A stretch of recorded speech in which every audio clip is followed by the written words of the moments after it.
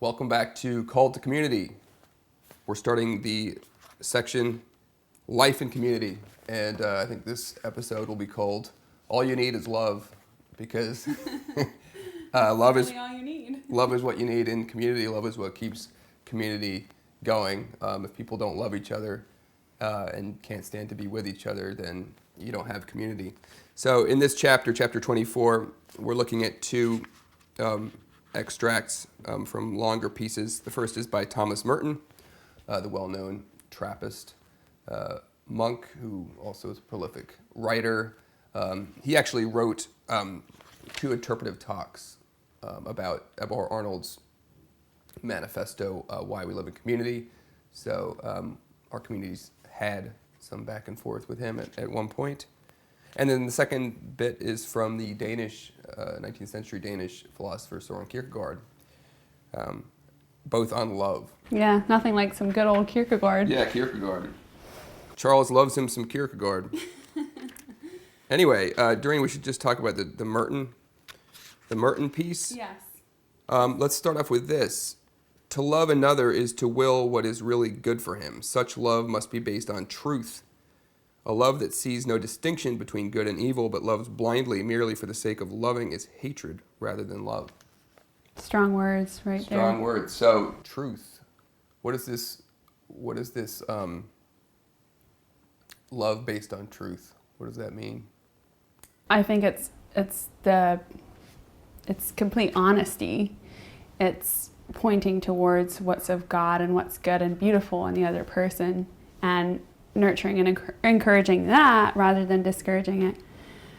But if you merely point out someone's flaws without love, then that can really hurt and destroy. So love requires that we correct something that's wrong, something that goes against God's wish, or as it says in Ecclesiastes, what is the chief end of man? The chief end of man is to glorify God and enjoy Him forever. So whenever we see a brother and sister in community who, through their actions is not glorifying God, we're obliged, for the sake of love, to correct them. Mm-hmm. There's this dictum attributed, I think, to Eberhard Arnold, but I'm not sure. Love without truth lies, and truth without love kills. So I think that says it completely, yeah. And I would say, it's pretty obvious when someone is glorifying God out of the joy and delight of their soul, and that is something that I think people would naturally gravitate towards and appreciate. So I think definitely the love with the truth and loving the truth first makes you gravitate towards what's of God and the actual physical fruits of loving God first and foremost. So let's talk a bit about what's the practical ways we show this love. Obviously, when someone's going through a hard time, this is an opportunity for the community to surround someone with love and show practical acts of support. If someone's lost a loved one, or if someone's going through an inwardly difficult patch, just a gesture of whether it's leaving some food on the counter, or inviting someone over, or just stopping and talking and showing interest. These are all acts of love that are just vital to keep the spark of love alive. And then what's awesome as well is the collective acts we are able to do together in community. For example, the youth group can get together and work on a project, landscaping someone's house if they're not managing, or going out and supporting groups of people with, like you mentioned, food is a big one, or song, or just encouragement. So I think that's another really cool side effect of coming together for that purpose. And then also, rejoicing with people who are rejoicing. Celebration is just so key to life together in community. Finding moments, large and small, to celebrate with different milestones in people's lives. Yeah. So do you think love rejects pessimism, or? We have to believe that actually as Christians, the victory is already won. God's kingdom is coming. And so there's never really actually a reason to be downcast, even though sometimes we may feel there is. What about this other aspect, though? How do we do maybe the hard part of this, the uncomfortable part, when someone is not glorifying God through their life? How do we approach that? Well, we have this rule in community, and based on Jesus' instructions in the Gospel of Matthew, that we're obligated, if someone is doing something wrong out of love, to go to them and correct them. And if they don't listen, or if we don't come to peace, then we bring another person to talk about the issue. And if there's still no resolution, then that's a matter for the body of members to get together and address. And hopefully that's done in a loving way, and often as not, peace and fellowship can be restored. But there's no getting around that. Sometimes these are difficult and uncomfortable and keeping that conversations.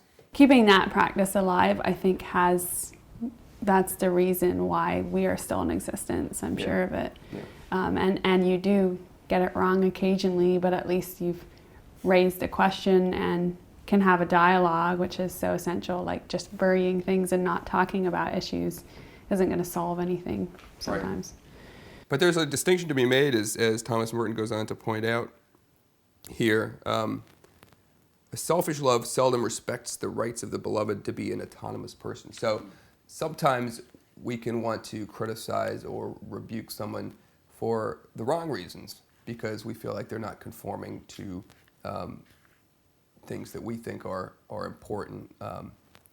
And that's what Doreen was talking about. Sometimes you do get it wrong. Like, sometimes one actually has to respect that a person is as God made them, with maybe things that great, but we still have to just love them and manage to overlook sometimes.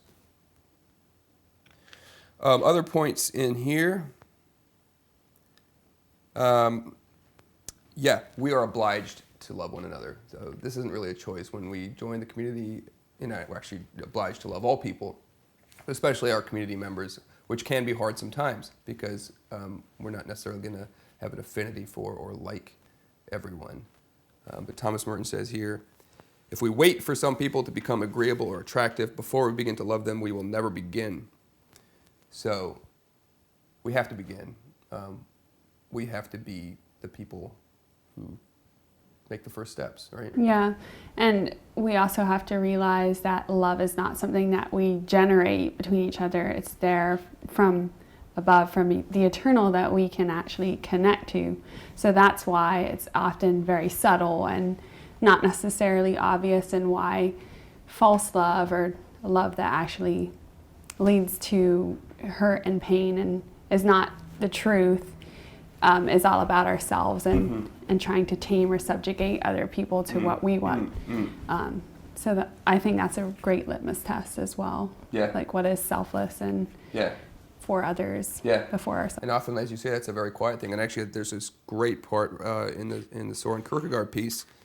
Love makes itself inconspicuous, especially when it works hardest. In love's work, our labor is reduced to nothing. The building up of love can thus be compared to the work of nature. And then he talks about, as we sleep, nature is quietly working. The fields are growing. We're in springtime right now. You every day you see the buds pushing out farther, and Kierkegaard sort of relates this to the work of love. It's God's work. It's not ours. And even when we do have a part in it, we can't take credit for it.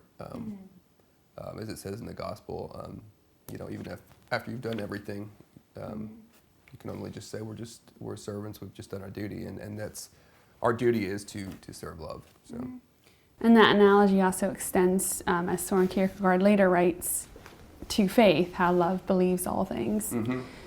And that to believe all things means to believe that love is there, even though love is not apparent. Yeah. So. Yeah. Yeah, it's a kind of an extended reflection on the famous passage from the First letter to the Corinthians, chapter 13, the different attributes of love. And I guess what kind of struck me reading Kierkegaard's reflection is, how Paul frames it, that love actually exists. Love is patient. Love is kind. It's always there. It's there as a force, and it's for us to respond to it and to nurture it. But obviously, nothing we can create ourselves. So, really interesting thoughts in here. Anything else on this chapter? It's amazing and inspiring, and also really encouraging. Yeah. So give it a go. Give it a read. Go and nurture some love today. And thanks for watching. See you next week.